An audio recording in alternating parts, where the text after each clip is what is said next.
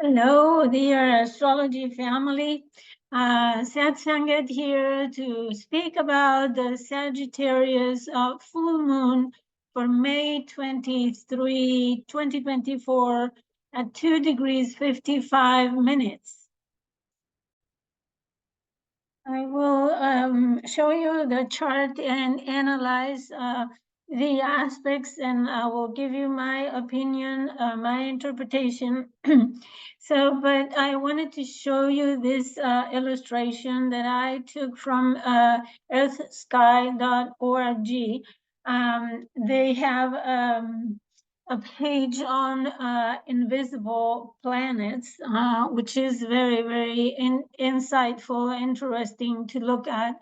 And it shows this illustration of the full moon, May 23rd, in the constellation of Scorpio. And the body of the Scorpion conjunct the fixed star Antares. And I will speak about this conjunction. So my blog is called satsangatastrology.blogspot.com. You can read me there. You can contact me with this email on the screen. If you like to have a reading, as I have said before, if you are new to my channel, I do vocational orientation for youth when they need to choose a career to go to college. I can help you in parenting, in relationships, either with your partner, with your boss, with your brothers, sisters, children. All kinds of relationships can be read on your chart, but also I do synastry. I can help you if you are looking for a job. I can help you find the best moment, and any question that you may have, you will email it to me in order for me to do the investigation on your chart and other calculations that I use in order to read and report to you. My interviews are virtual through internet with any platform that is convenient for you. It could be WhatsApp, it could be Meet, it could be Skype, anything that helps me share your chart and the most convenient for you. I also do a recording if you requested, so I can do a recording and send it to you via WeTransfer. So all those details, you may find more information about my reports, my readings, and my work, how I work, what I offer in my blog, satsangatastrology.blogspot.com. You have it on the screen here on this beautiful picture that shows as above, so below, right? So you have all my social media contacts here. I have a Facebook page, Satsangat Astrology, and I have this YouTube channel and the Spanish one. It seems like Google has blocked me. Many people cannot reach me. Facebook is the same. I don't care. I have my clients, so I offer this, let's say, this information once or twice a month for service to the people. So if you like to contact me for a reading, that's fine. If you like to contact me in social media, that's fine as well. However, it seems like the logarithms are not beneficial for me. If you like to support my work, please subscribe, give it a like, and make a comment and such, so I can have a better reflection end this. As I said, I do this as a service to people, so whoever needs it will access it, and if not, that's fine. So now I will present to you the chart for full moon in Sagittarius and start analyzing it. Of course, I use the zero Aries rising because this chart applies for the whole world. It's not any personal chart. I'm going to just analyze the planets and their relationships between them, not the houses. Of course, I'm planning on making a video about the houses, the themes for the houses, so you have a reference where to look for themes when some astrological event is hitting your chart.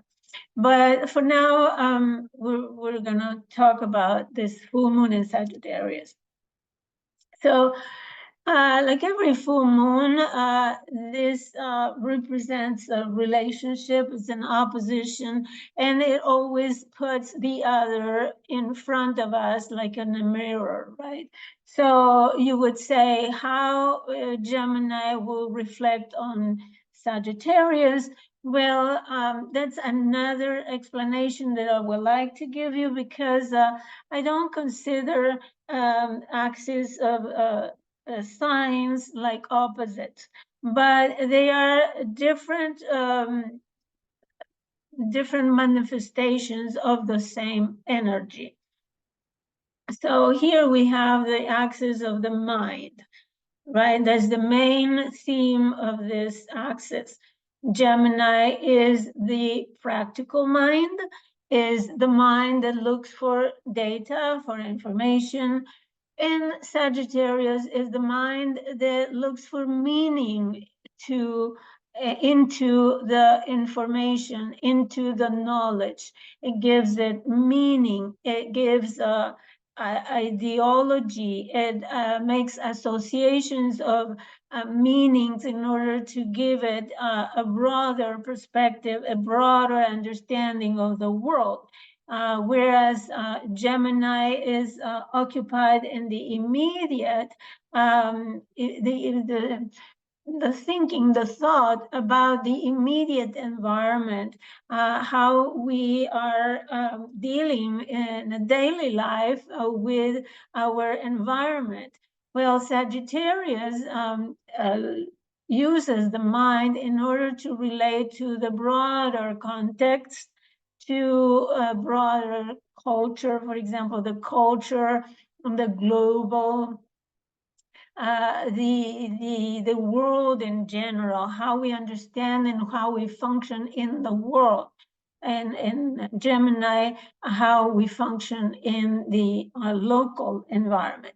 Okay, having said that, we have the sun in Gemini, shedding light, emphasizing this locality, this practical mind, this practical thinking, the data that we need. And it's shedding light on this moon, sending that information to her. And the moon is trying to make sense, to give it meaning, trying to understand.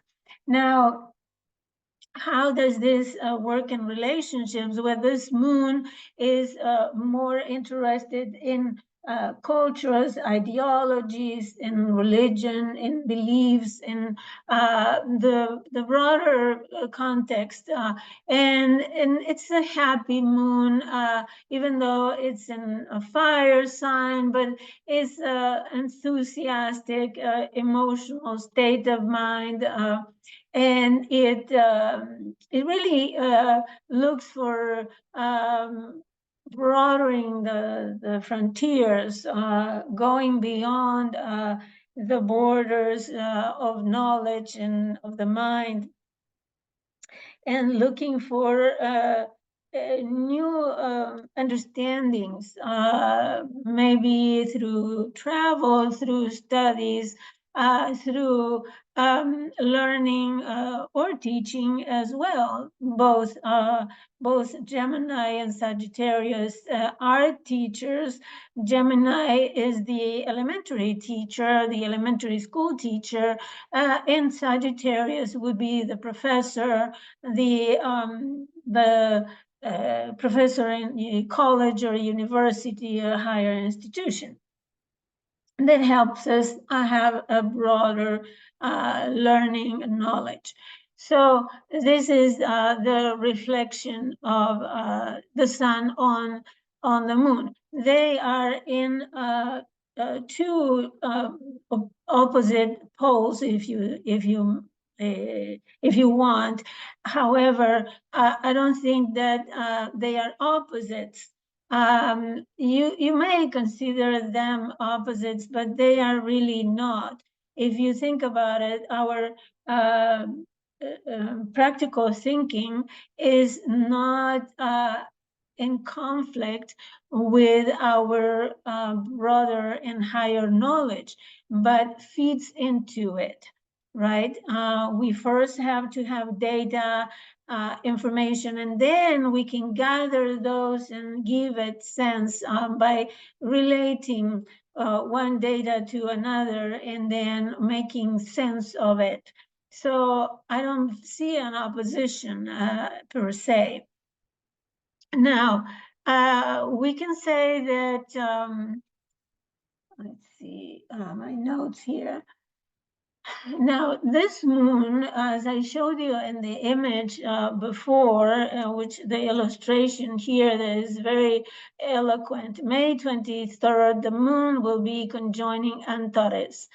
And I will read to you what I found about. I'm not a specialist in fixed stars, but when there is an event like this, so close to a fixed star, I like to go and consult with astrologer Jamie Partridge in his website called Astrology King. He has a list of all the stars, fixed stars, and studies, ancient studies. And there he says, according to Ptolemy, the Antares is of the nature of Mars and Jupiter, and its name comes from Ares. Ares was the god of war in the ancient times, the Greek times. So Antares, it means that it competes with Ares or Mars. That would be Mars, right? Because it's red as well as Mars. So of course it's a bigger one. It's a star, so it has more power than Mars, right? So Ptolemy says that its nature is decisively martial and malefic, produces malevolence, destructivity, and wider focus and bad omens, dangers that is fatal, and the natives that have this star prominent in their chart are imprudent, hungry, um, stubborn, and destructive of self, and because of their own obstination and stubbornness. So you can look it up. There is more information about other ancient astrologers who have explained the meaning of the star or the assumed symbolism. So for one thing, in the sign of Sagittarius ruled by Jupiter, we will analyze the rulers, but in conjoined Antares, this full moon could be indicating war, right? Or aggravation of war, increase in conflict, and it says that malefic, malevolent, destructive. So all that could happen. We can, just by observation, we will confirm or not confirm if this comes to be. But Sagittarius is also a sign of belligerence. Why? It also speaks about wars.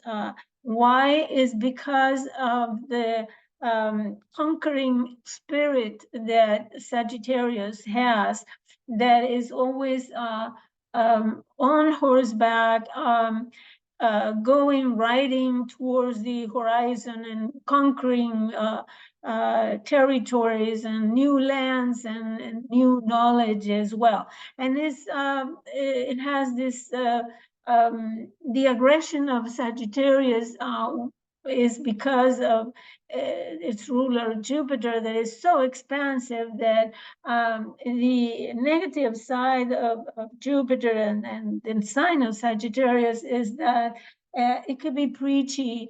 It could go on to the world and impose their religion, their ideas, their ideology, their ways of doing things, their moral principles, because they think that they are the best. And there are examples in the world of countries with a Sagittarius ascendant that fit this description, right? And you know what I'm talking about. And there are more than one, though, unfortunately. Anyways, so we have this full moon in sextile to Pluto, almost exact, well, by 55 minutes of orb, but at the same degree, 2 degrees.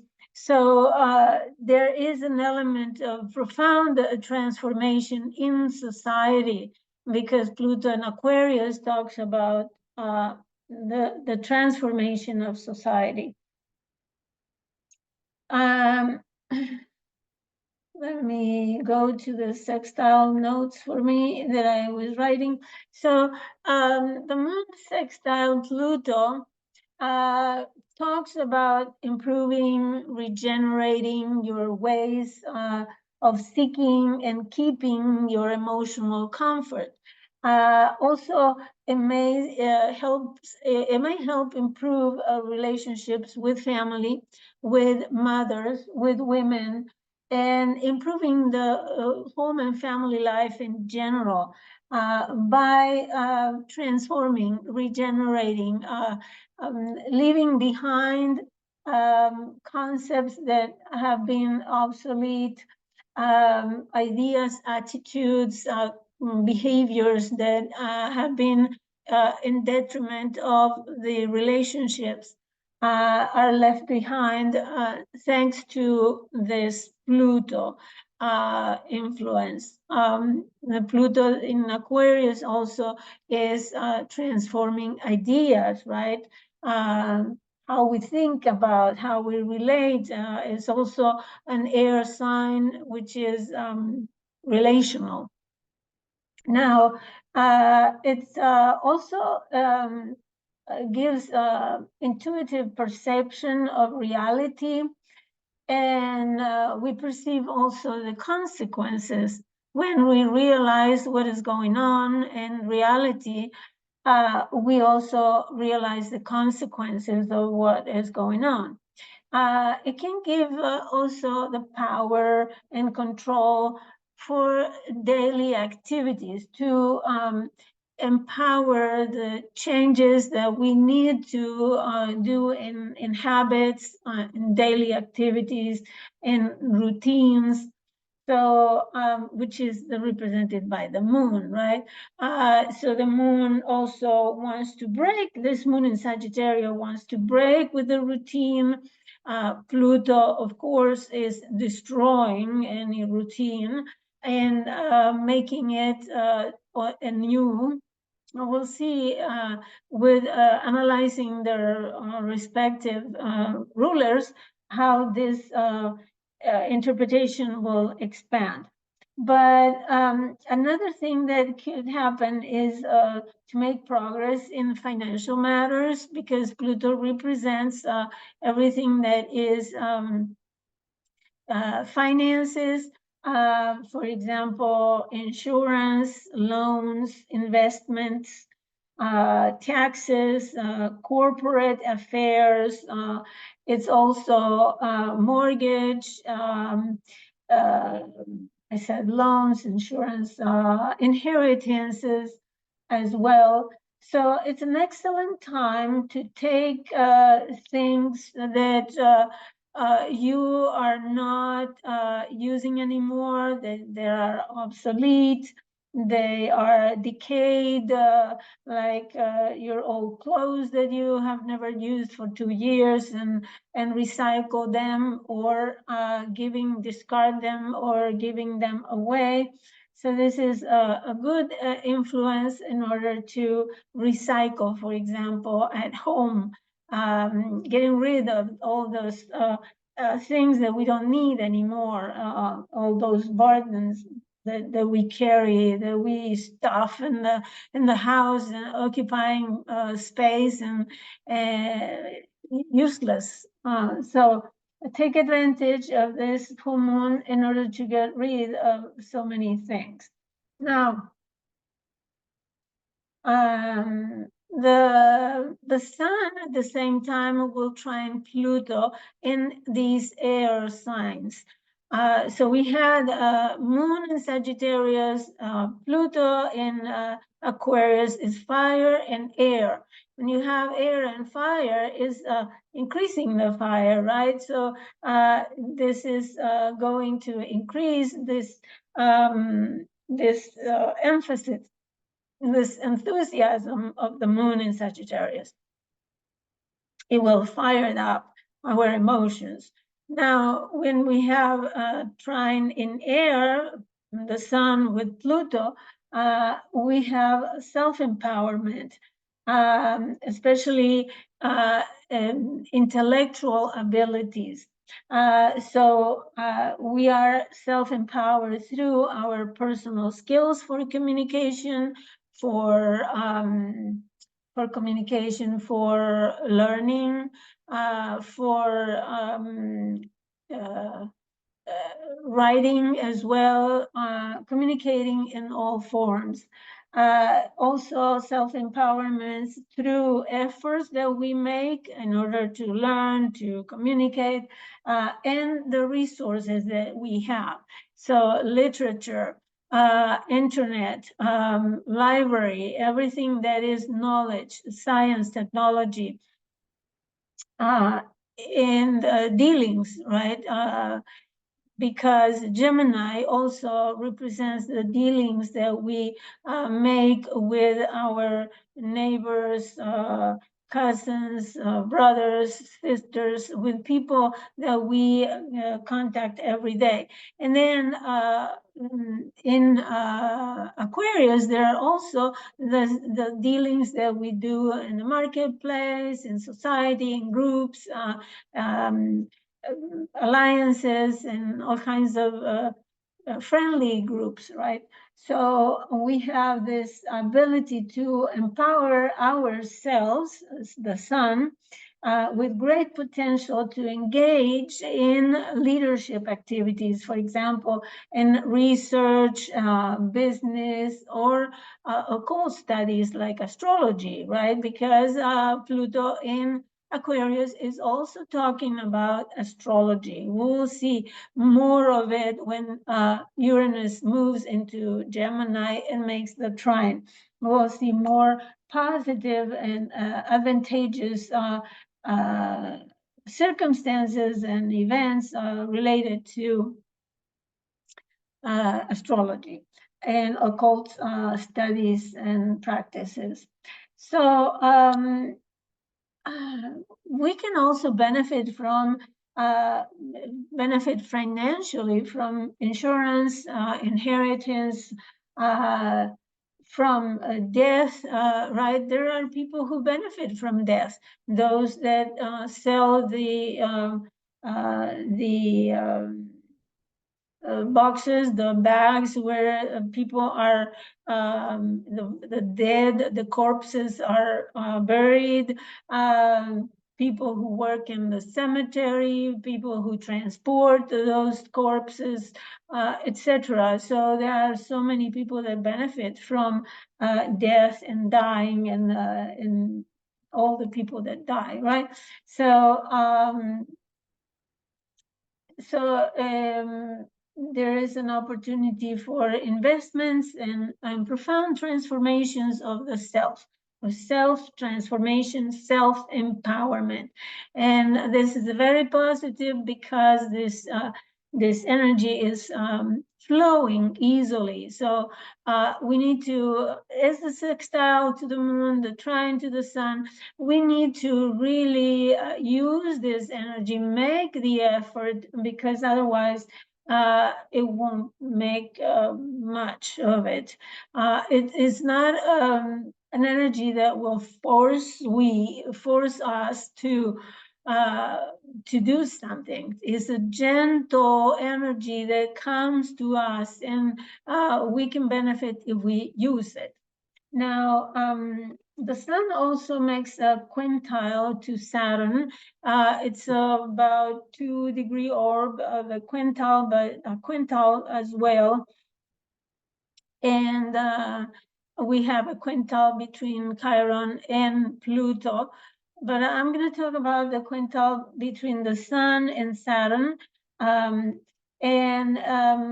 I investigated that a little bit more because I'm working with quintiles, but I go per each chart. I haven't made precise conclusion, but in general terms, a quintile is creative. In this case, the sun is a waxing quintile, which has the energy of Cancer, right? Because Saturn will be the start point, let's say 0 Aries, and then we will go Taurus, Gemini, and Cancer. Considering the point where Saturn is the beginning, the 0, and then going 70 to 74 degrees away. So that will be a Cancer flavor. So this quintile between Saturn and the Sun has this search for creative ways of dealing with our security, our safety. Many of us are thinking about safety these days with so much insecurity. And if you live in a big city, for example, so safety, what else? Protection from authorities, Saturn, right? Seeking protection and care, the safety of the familiar, of the known. So this shelter that we look for. So we are thinking in creative ways in order to achieve that. In a way, is through information, through listening to the news, for example, but at the same time investigating. Sun, trine, Pluto helps us investigate, find deeper information that is not on the surface, digging information that is not on the surface in order to find our own security. Now, that was, let me read you this from Astrochart. It says, living life in integrity with one's personal values has perseverance, to follow through and achieve unprecedented things, and has high standards for themselves, which propels their ambition. So it's the ambition and the achievements that we gain through integrity, perseverance, discipline, all the traits that Saturn teaches, and high standards, right? Saturn demands integrity. So the other quote is from Cafe Astrology, and it says, it talks about this quintil, meaning a mechanical ability, in being talented at sorting, categorizing, and creating order out of chaos, being detailed oriented, a bit of a perfectionist, highly observant, and a strong sense of time and the limits, right? The time, sense of time and sense of the times and limits. So it's this sun will be orderly, responsible, not very emotional, right? More aware of the image that projects, because it has to be a good image, professional, serious, earnest. But it gives much common sense, because with this Sun and Gemini, we have access to so much information. And this aspect with Saturn gives us discrimination. It gives us the way of sensing what is right, what is not right, what is information that is really accurate and what is not. Saturn gives a sense of sobriety, right, in all things. Then the sun, because it's the symbol of our core essence, it expands, right? It's always expanding through those flames that project to the space. But Saturn kind of symbolically will restrain us in a way, giving us common sense, being uh,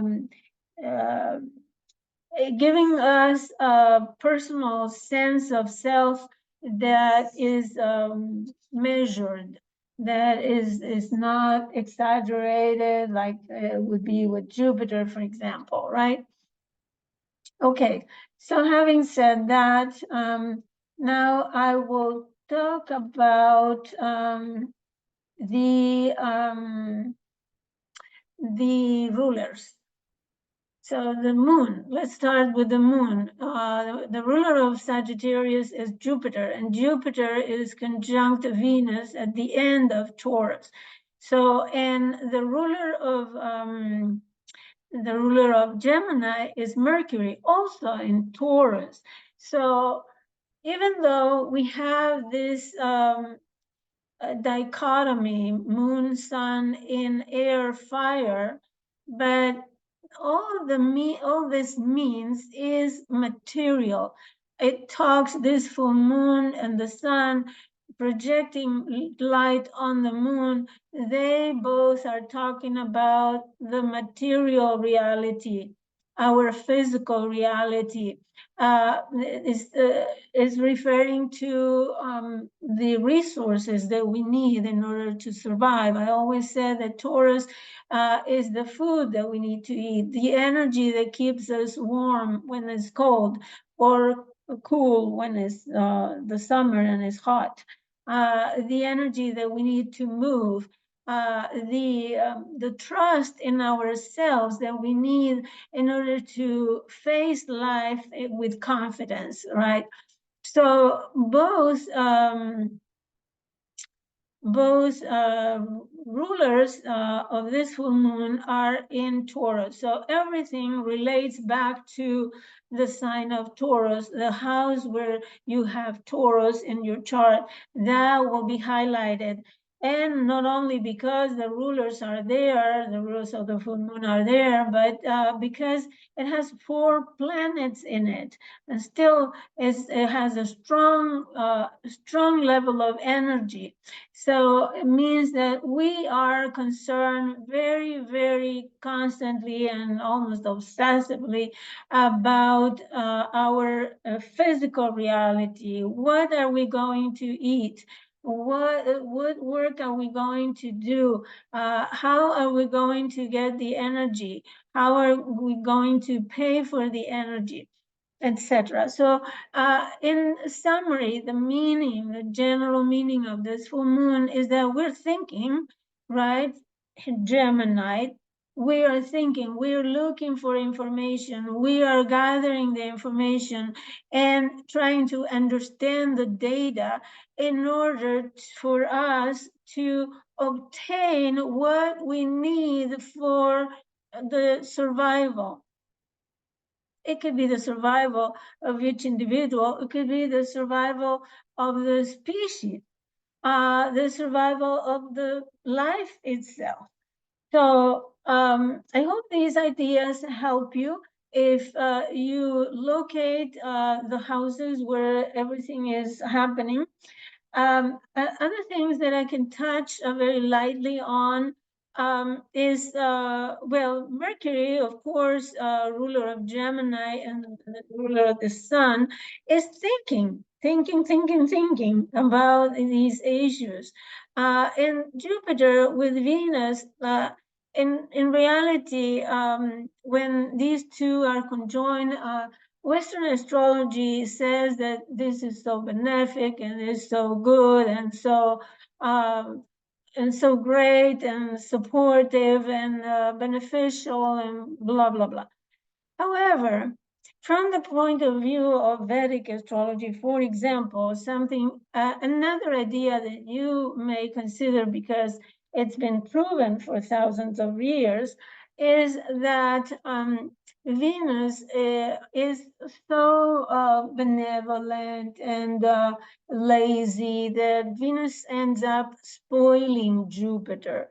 What this means is that Venus um, may, for example, choose the beliefs that are more convenient for me, because Taurus, after all, wants stability.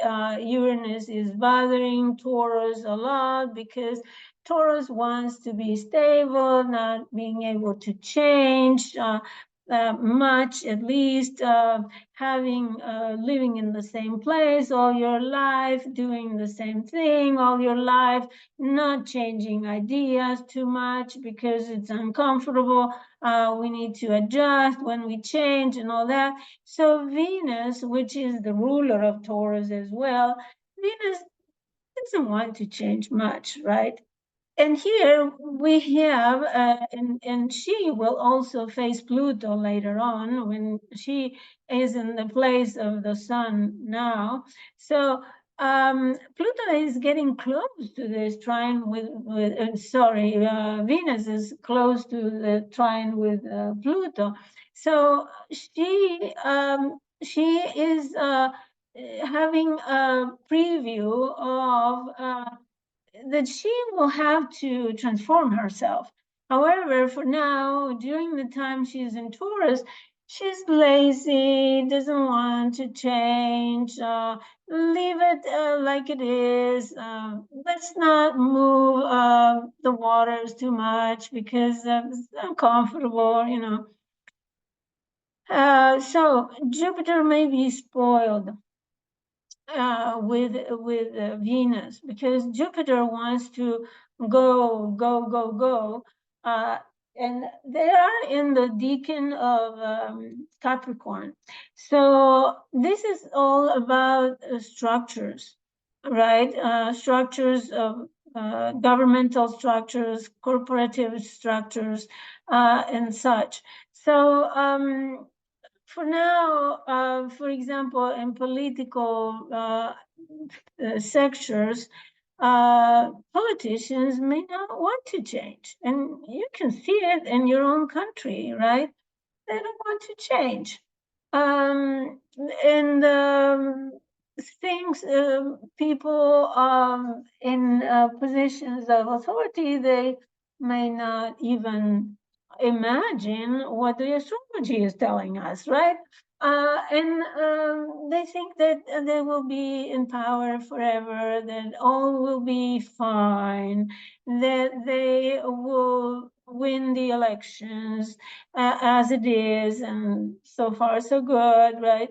So, but as things progress in astrology, we know that this is not true. This also, the Sun in Jupiter and Venus are in sextile to Neptune. And this can give a flavor of fantasy, of more laziness, more lack of weakness, lack of effort. We don't want to move. We want to stay where we are, you know, and in some cases even escape.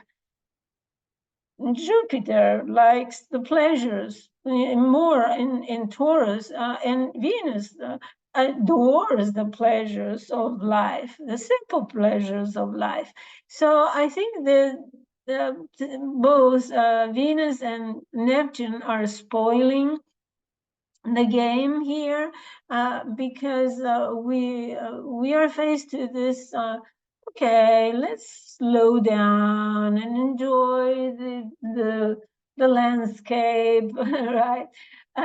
So we may not pay much attention. It will be this full moon would be kind of a an oasis in the middle of the desert, because later on in the year, things will change radically, right? So enjoy this time. This end of the month of May will be smoother, more relaxed, you know, laid back. So enjoy the time and try to rest and reprieve and recharge. So be happy, because you need to prepare yourself for what is coming later on in the year. So, and I'll leave it at that, because I think that's enough. But please leave a comment. If you like it, make sure that you click on the like button, that you subscribe and support my channel. Thank you so much for visiting, and I hope you keep coming. Bye-bye.